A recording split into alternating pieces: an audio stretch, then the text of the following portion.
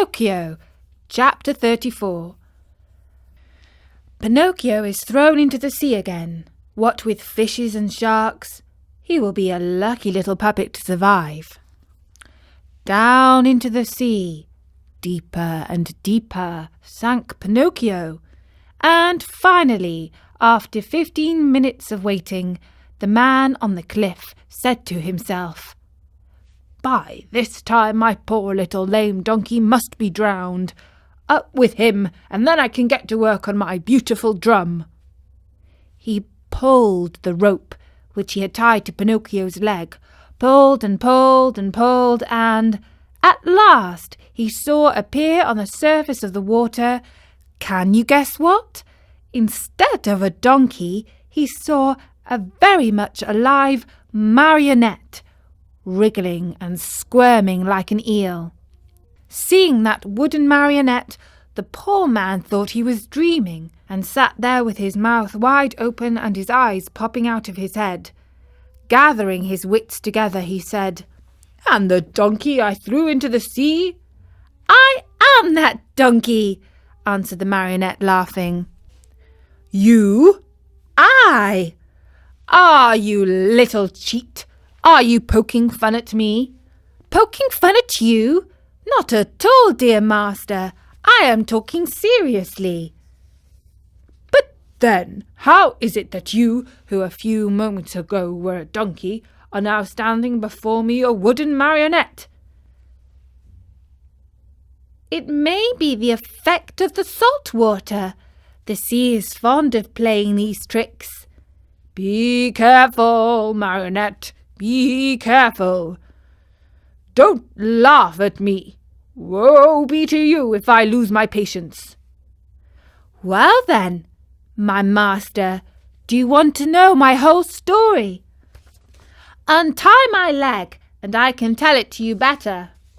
The old fellow, curious to know the true story of the marionette's life, immediately untied the rope which held his foot. Pinocchio, feeling free as a bird of the air, began his tale. "Know, then, that once upon a time I was a wooden marionette, just as I am today. One day I was about to become a boy, a real boy, but on account of my laziness and my hatred of books, and because I listened to bad companions, I ran away from home. One beautiful morning I awoke to find myself changed into a donkey, long ears, grey coat, even a tail. What a shameful day for me! I hope you will never experience one like it, dear master. I was taken to the fair and sold to a circus owner who tried to make me dance and jump through rings. One night, during a performance, I had a bad fall and became lame. Not knowing what to do with a lame donkey, the circus owner sent me to the marketplace, and you bought me." "Indeed I did, and I paid 4 cents for you. Now, who will return my money to me?" "But why did you buy me? You bought me to do me harm, to kill me, to make a drumhead out of me." "Indeed I did, and now where shall I find another skin?" "Never mind, dear master. There are so many donkeys in this world." "Tell me, impudent little rogue, does your story end here?" "One more word," answered the marionette, "and I am through. After buying me, you brought me here to kill me, but feeling sorry for me, you tied a stone to my neck and threw me to the bottom of the sea. That was very good and kind of you to want me to suffer as little as possible, and I shall remember you always. And now my fairy will take care of me, even if you—" "Your fairy? Who is she?" "She is my mother, and like all mothers who love their children, she never loses sight of me, even though I do not deserve it. And today, this good fairy of mine, as soon as she saw me in danger of drowning, sent 1,000 fishes to the spot where I lay. They thought I was really a dead donkey and began to eat me. What great bites they took! One ate my ears, another my nose, a third my neck, and my mane. Some went at my legs, and some at my back. And among the others there was one tiny little fish, so gentle and polite that he did me the great favour of eating my tail. "From now on," said the man, horrified, "I swear I shall never again taste a fish.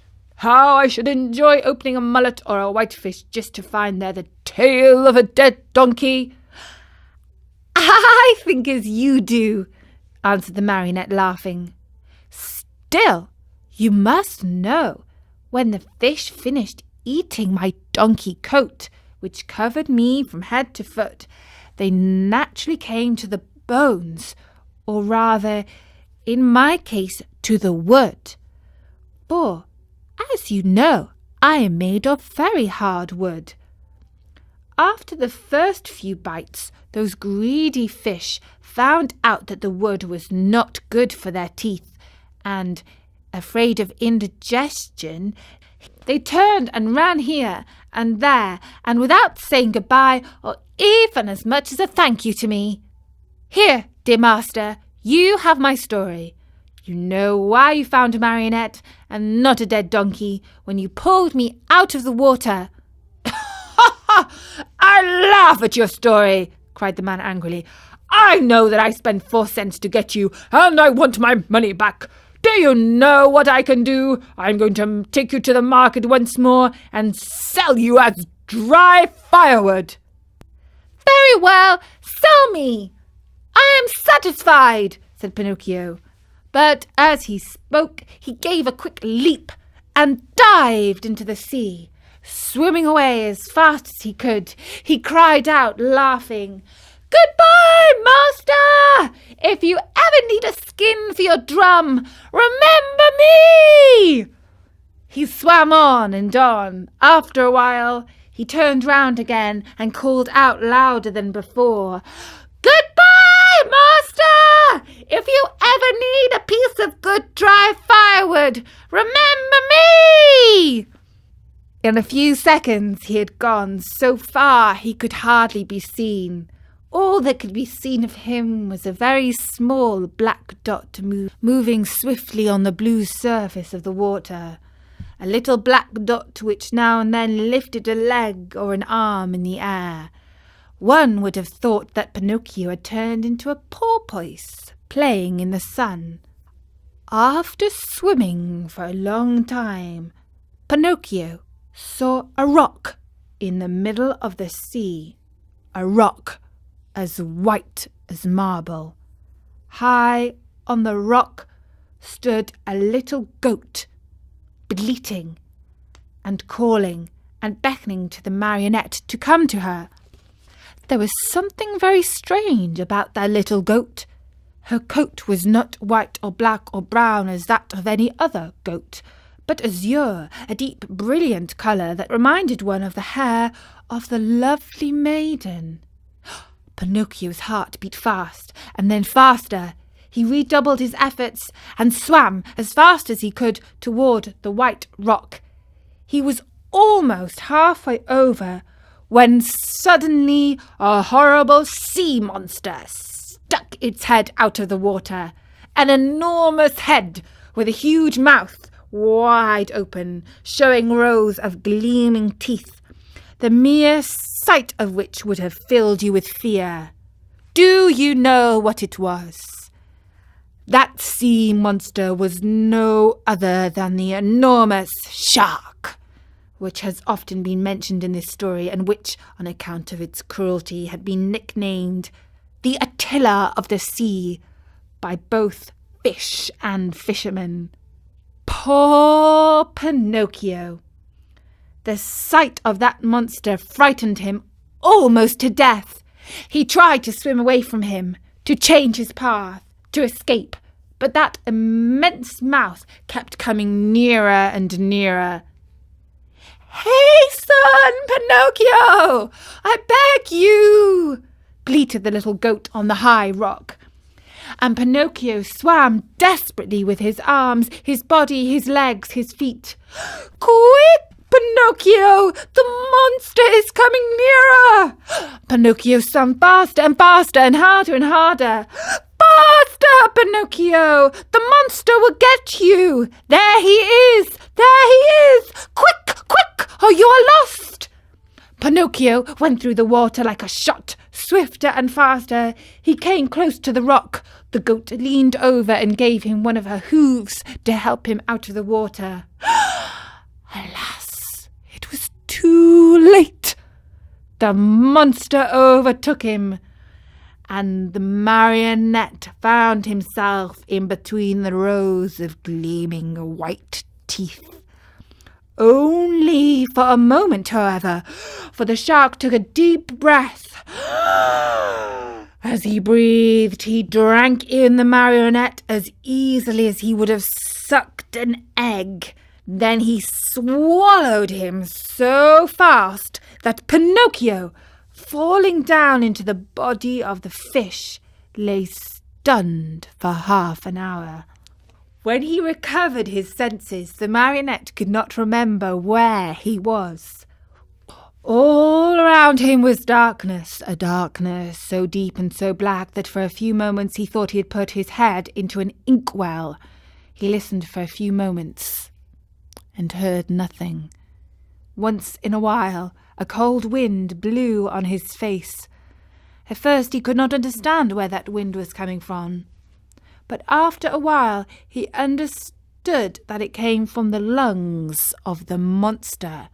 I forgot to tell you that the shark was suffering from asthma, so that whenever he breathed, a storm seemed to blow. Pinocchio at first tried to be brave, but as soon as he became convinced that he was really and truly in the shark's stomach, he burst into sobs and tears. "Help! Help! Oh, poor me! Oh, poor me! Won't somebody come to save me?" "Who is there to help you, unhappy boy?" said a rough voice, like a guitar out of tune. Who is talking?" asked Pinocchio, frozen with terror. "It is I, a poor tunny, swallowed by the shark at the same time as you. What kind of a fish are you?" "I have nothing to do with fishes. I am a marionette." "If you are not a fish, why did you let this monster swallow you?" "I didn't let him. He chased me and swallowed me without even a by your leave. And now what are we to do here in the darkness?" "Wait until the shark has digested us both, I suppose." But I don't want to be digested," shouted Pinocchio, starting to sob. "Neither do I," said the tunny. "But I am wise enough to think that if one is born a fish, it is more dignified to die under the water than in the frying pan." "What nonsense!" cried Pinocchio. "Mine is an opinion," replied the tunny, "and opinions ought to be respected." "But I want to get out of this place. I want to escape." "Go, if you can." "Is this shark that has swallowed us very long?" asked the marionette. "His body, not counting the tail, is almost a mile long." While talking in the darkness, Pinocchio thought he saw a faint light in the distance. "What can that be?" he said to the tunny. "Some other poor fish, waiting as patiently as we to be digested by the shark." "I want to see him. He may be an old fish and may know some way of escape." "I wish you all good luck, dear marionette." Goodbye, Tanny. Goodbye, Marionette, and good luck. Shall I see you again? Who knows? It's better not to think about it. And so Pinocchio is making plans to escape the shark's stomach instead of being digested. Let's hope his luck will continue to save him. In the next chapter of Pinocchio on storynori.com.